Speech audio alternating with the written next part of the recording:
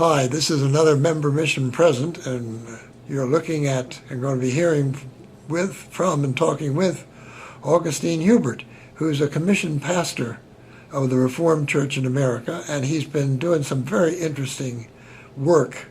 He's Latino, as you will hear, born in Argentina, raised in an evangelical church, working here in Phoenix, with a congregation that was going down among Anglos, but has been building up mightily with Hispanics, and now the Hispanics are working to bring the Anglos back to life and up. And so what are some of the things you're doing with the Anglos? Well, the number one mission and focus of our ministry was how can we get the church out to the people, given that the people are not coming to the church. Culturally, people have gone away from waking up every Sunday to get up, get dressed, and go to church to now sleeping in on Sundays and watch the games. And so our approach was how can we take the gospel to the people without compromising the word of God. And so that's what we have been doing, and we're very passionate about helping people and going out there and lending a hand and showing them the love of God. And what is, as you talk with them, what are some of the things you talk about? Well, one thing I always try to let people know, it's as we talk about their needs, we all have needs. Everyone has needs, and when we talk to them, try to make them realize that every need they have fall back on a spiritual need. Everything else are just symptoms of what they have. If I'm feeling sad, if I'm having family problems, if I'm not comfortable at work, every single problem goes back to a root where it's a spiritual thing, and how we try to let them know how we can help them, but also show them that their need is mostly spiritual. But we show that, and we help also by doing actual things like helping out if they need repair at homes, if they need some food, and if we have any, we can provide that. If they need someone to talk to, a lot of people need just someone to talk to. I had a lady who just wanted to play chess with someone, and so we got there, we met at the park and played chess. Things practicals, but someone to be there for her. So, but the whole message is how can we bring the church to them, not expect them to come, because the fact is that most people don't come anymore. And as you get to, all right, you've helped me see, for one, that my problem that I was putting before you is spiritual. Do you see anything further with church, or do you leave it there? It's very hard. The thing is, you don't want to push people, because if you're too pushy with people, they might overreact and not listen to you. You just always gotta pray, God, how can I go about this? But yeah, we always offer either a Bible study, or maybe why don't you come talk to me at church? We can go over some of the questions you might have.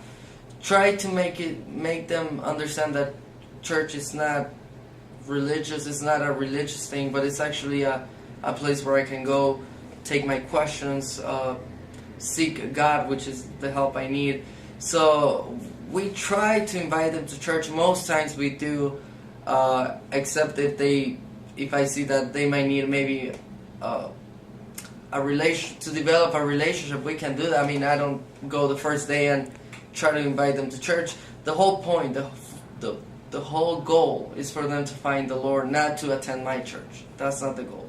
And so if I have to spend some days just talking, how are you, how's the family, so be it. But you gotta get to a point where you build some trust and where you feel comfortable inviting that person to church. I always say, if you invite me to go to someone's house for a party and I don't know that person, I might be reluctant to go. But if I know the person, I might be more interested and open to go and hear out what they say. Tell me if I'm thinking right with you. What counts the most is that people have some sense of Christ being there to help them. Exactly. And as you open that up and that begins to happen, church is not something they have to come to. It's a resource out there. They don't have to come, but it's there, and it's your job to invite them, make them welcome. But again, what you're most interested in is their sense of connection with Christ and Christ's connection with them. I mean, we all want large churches. We all want our churches to be filled. But most important, I'm not saying that's not important. It is. But our whole goal and focus is to bring the gospel to them, and that they might be transformed by Christ, by Christ's love. And once they're transformed by Christ's love, they will go to church. That's not a problem. That's a result. But many people focus on the church part first, and then the gospel. And right now, it's kind of in the way our culture has shifted. You need to focus on them finding the gospel, and then the church part will come as a result. Take me through one of the needs. What was one of the needs you heard recently that a person had? Most needs, and this might be surprising, it's the feeling of loneliness. I have experienced over and over again talking to people who just feel lonely, feel maybe abandoned. In our neighborhood, we deal with a lot of single parents, single moms, single parents, and it all falls back on that need of having someone, of maybe my family is far away. A lot of the people who live in our neighborhood are there by themselves, and their families are somewhere else, and so always falls back to finding that fellowship, finding that people I can talk to, and then you always have to point them to Christ. Christ is the one company that will always be there for you, but you gotta show that. It's not just saying it, because if you say, I can tell you a million times that God is there for you, but if I'm not even willing to show you that, it makes no sense, or the words don't turn into actions.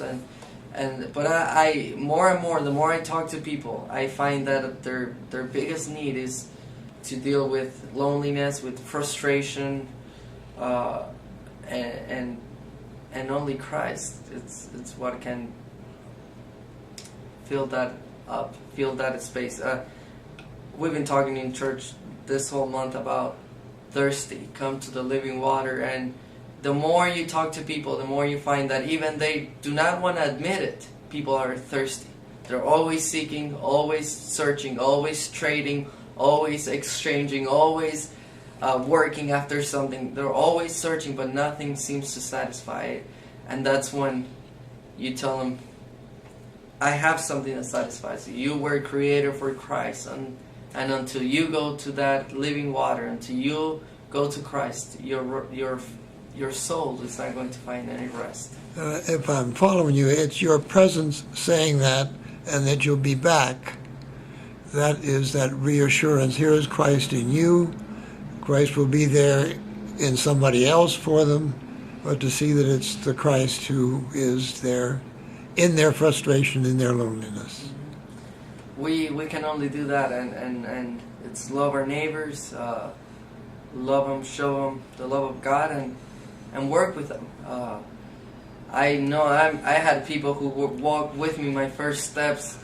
You got to think about it. When a baby is learning how to walk, you got to take him by the hand and help, and so it's kind of giving that help.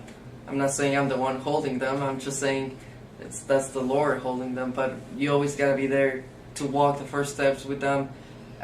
Point them always to the Lord, to the Lord's presence, the Lord's help, because everything falls back to a spiritual need, and now we just gotta make sure that we're taking that message, the gospel, which is the message that can satisfy that need, and not keep it inside the church, but open it out for the people outside. That's the all. I mean, 20 years ago, 30 years ago.